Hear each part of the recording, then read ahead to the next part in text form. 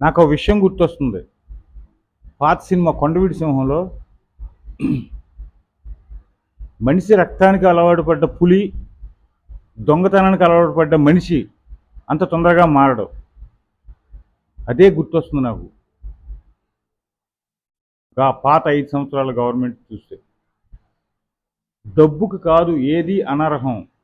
అది దేవుడైనా ఒకటే, మనిషి అయినా ఒకటే, ఆకాశమైనా ఒకటే, భూదేవైనా ఒకటే. మాకు కావాల్సింది డబ్బు. ఎంత క్లారిటీగా ఎందుకు చెప్తున్నానంటే,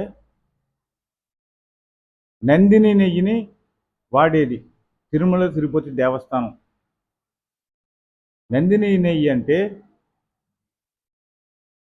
వాళ్ళు చాలా నిబద్ధతతో స్వామివారి కోసం మాత్రమే తయారు చేసి పంపించేవారు.